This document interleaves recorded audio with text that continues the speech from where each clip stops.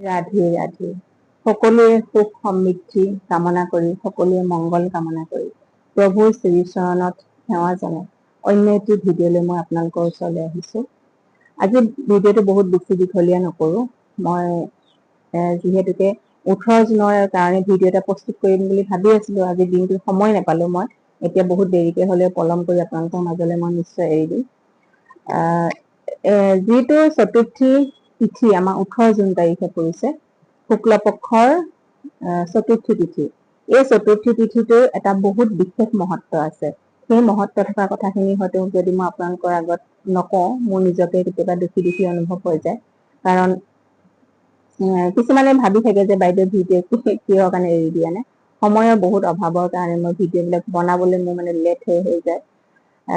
বাকী বাৰু যি কি নহওক, যে 18 জুন তাৰিখৰ শুক্ল পক্ষৰ চতুৰ্থী তিথি, এই শুক্ল পক্ষৰ চতুৰ্থী তিথিটো, চতুৰ্থী তিথি মানে হৈছে গণপতি বাপ্পাক আমি সমৰ্পিত কৰা এটা তিথি। মানে যিহেতুকে তেওঁৰ বিঘ্ন বিনাশক, সিদ্ধি বিনায়ক, সকলোৰে তেওঁৰ মনৰ বাঞ্ছাবিলাক পূৰণ কৰে, কৰ্মবিলাক সিদ্ধি কৰে। এই যিটো 18 জুনৰ যিখিনি সময়, এই সময়খিনি শাস্ত্ৰত আমাৰ উল্লেখ আছে যে এই পদ্যুম্ন চতুৰ্থী ব্ৰত যদি কোনো লোকে ৰাখে, তেতিয়াহ'লে তেনে লোকৰ জীৱনত যিবিলাক বাধা, বিঘিনি, মানসিক অশান্তি, মানসিক চাপ, পৰিয়ালত যিবিলাক মানে বাক বিতণ্ডা, হাই কাজিয়া, এই সকলোবিলাক আমাৰ জীৱনৰ পৰা নাইকিয়া হৈ যায়। আৰু যেতিয়া এটা কথা ঠিক যে যেতিয়া আমি ব্ৰতবিলাক পালন কৰোঁ নহয়, ব্ৰতবিলাকে আমাৰ জীৱনত বহুত কিছুমান পজিটিভ প্ৰভাৱ পেলায়। প্ৰথম কথাটো হৈছে কি, ব্ৰত যেতিয়া কৰিব আপুনি নিজকে শান্ত কৰিব চাব, শান্ত হৈ যায়। ব্ৰত যেতিয়া মানুহে ৰাখিব, মনবিলাক অশান্ত মনবিলাক শান্ত হ'ব, ভগৱানৰ প্ৰতি আপোনাৰ আকৃষ্ট বাঢ়ি যাব।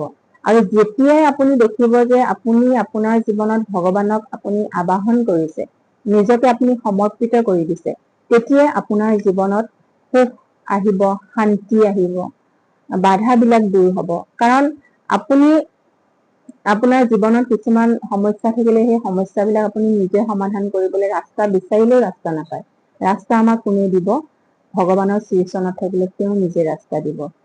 আৰু এই প্ৰদ্যুম্ন চতুৰ্থী একাদশী ব্ৰতটো মানে মই এইকাৰণে শুভ বুলি কৈছোঁ, ইয়াত কেইবাটাও যোগ পৰিছে। যেনেকে সৰ্বাৰ্থ সিদ্ধি যোগ।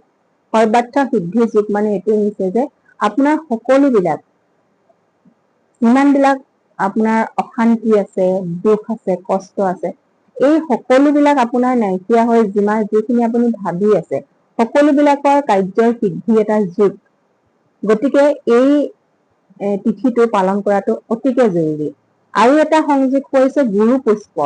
যিহেতুকে গুৰু অবিহনে কোনো এটা কাম নহয়, আমি গুৰু ভগৱানকো ভাবিব পাৰোঁ, শিৱকো ভাবিব পাৰোঁ, কোনো ব্যক্তিকো ভাবিব পাৰোঁ। গুৰু বিভিন্ন ধৰণক ভাবিলে আমাৰ হৈ যায়। কাৰণ তেওঁ আশ্ৰয়ত যদি থাকো, তেতিয়াহ'লে আমাৰ সেই গুৰু লাভটো আমাৰ হৈ যায়। কাৰণ যিহেতুকে সাংসাৰিক জীৱনত থাকিলে বহুতো কিছুমান বাধা আহি থাকে। সাংসাৰিক জীৱনত গুৰু এজন লৈ পেলাই আপোনালোকে চলাতো বহুত কিছুমান সমস্যা আহে। সকলোৰে কাৰণে এইটো সম্ভৱ নহয়। কাৰণ গুৰু ল'লে আপুনি গুৰুৰ যিখিনি দায়িত্ব, যিখিনি আপোনাৰ কৰ্ম, সেইখিনি আপুনি কন্টিনিউ কৰিব পাৰিব লাগিব। আৰু যদি নোৱাৰে, তেতিয়াহ'লে মই এটাই কথা কওঁ যে আপোনালোকে গুৰু নোলোৱাকে ভগৱানৰ শ্ৰীচৰণত থাকক। তেওঁক আপুনি গুৰু বুলি ভাবক। তেওঁক গুৰু বুলি ভাবিলে তেওঁ আপোনাৰ সেই ৰাস্তাটো, মাৰ্গটো দেখাই দিব। কিন্তু আধ্যাত্মিক ক্ষেত্ৰত সেই গুৰু বস্তুটো বেলেগ। আধ্যাত্মিকৰ লগত জড়িত হৈ আছে, গুৰুৱে আপোনাৰ আধ্যাত্মিক মাৰ্গটোহে দেখাই দিব।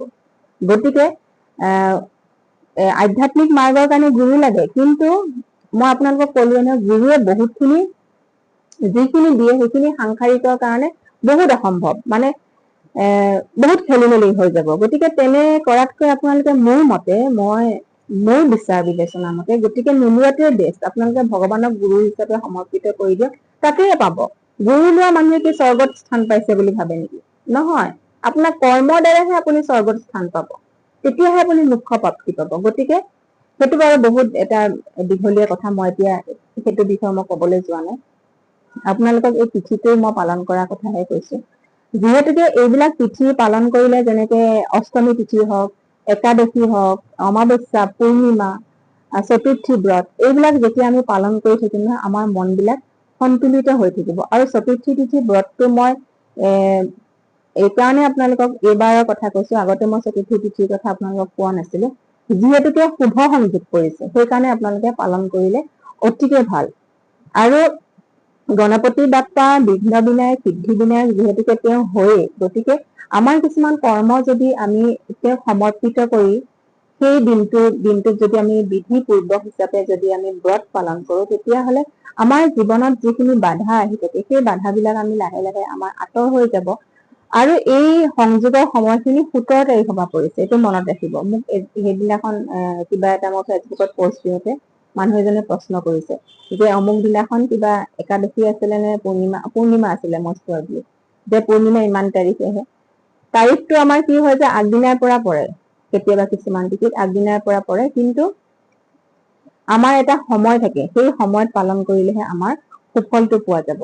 সেইকাৰণে এতিয়া হয়তো কিছুমানে ভাবিব পাৰে যে 17 তাৰিখেহে মানে এই তিথিৰ সময়খিনি বেছিকে পৰিছে। নহয়, আচলতে 17 তাৰিখৰ পৰা পৰিছে ঠিকেই, কিন্তু 18 তাৰিখৰ যিখিনি সময়, মানে 17 তাৰিখৰ পৰা আপোনাৰ পৰিছে ৰাতি 9:38 পৰা পৰিছে, আৰু 18 তাৰিখৰ আপোনাৰ 6:58লৈকে এই সময়খিনি আছে। গতিকে আমি বিধি পূৰ্বক হিচাপে পূজা কৰা সময়খিনি হৈছে 18 তাৰিখ, আৰু 18 তাৰিখৰ দিনা হৈছে চতুৰ্থী তিথি।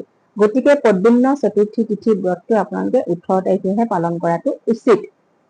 সেইদিনাখন আপোনালোকে ৰাতিপুৱা ধুনীয়াকে স্নান আদি কৰি সূৰ্যদেৱক জল অৰ্পণ কৰি এটা সংকল্প লৈ পূজা কৰিব পাৰে, বা তিথিটো আপোনালোকে ব্ৰতটো ৰাখিব পাৰে। তাৰ পাছত ধুনীয়াকে ধূপ দীপ এনেকে জ্বলাই, যেনেকে আপোনালোকৰ ঘৰত মন্দিৰ থাকে তেনেধৰণে ধূপ দীপ এনেকে আপোনালোকে বন্তি প্ৰজ্বলন কৰিব।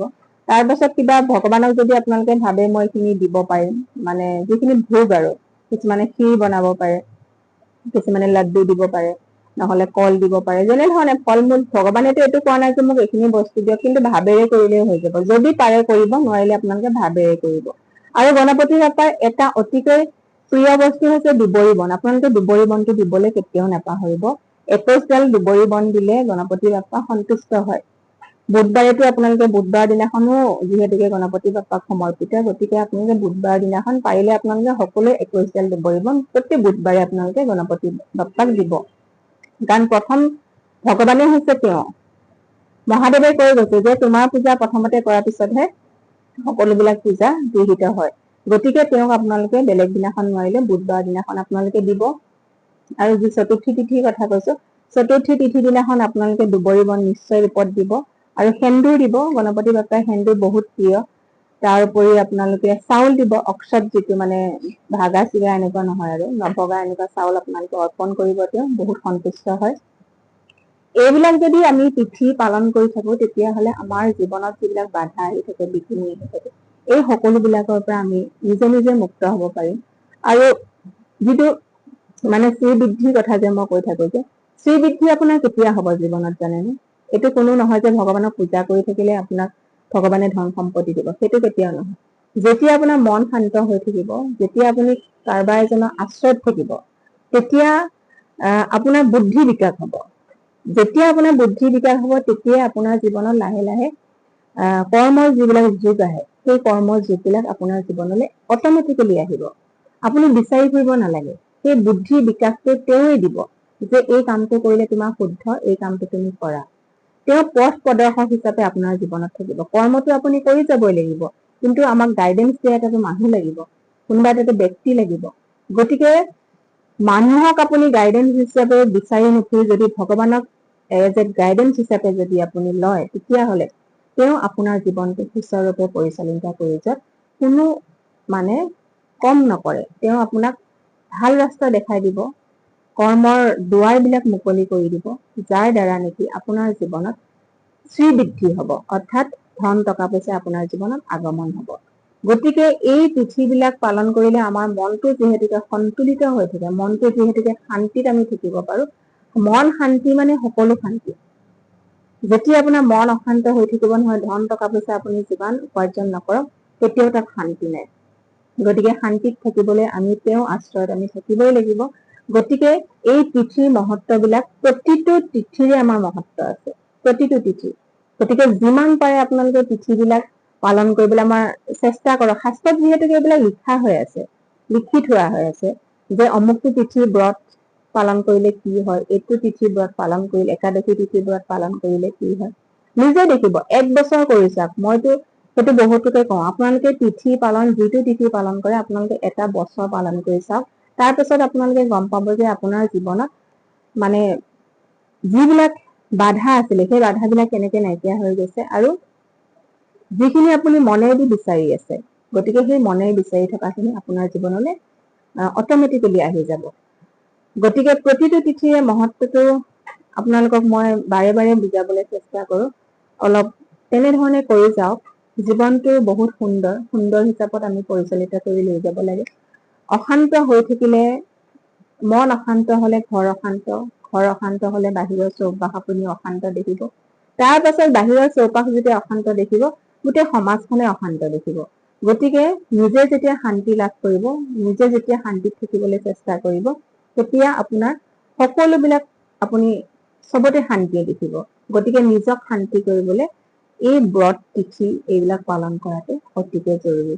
গতিকে এই গণপতি বাপ্পা বিঘ্ন বিনায়কে, সিদ্ধি বিনায়কে যি শুভ সংযোগ আনিছে আমাৰ জীৱনলৈ, এই শুভ সংযোগৰ মুহূৰ্তখিনি আমি লোৱাটো অতি জৰুৰী, আৰু ল'ব পাৰিলে আমাৰ মংগল হ'ব।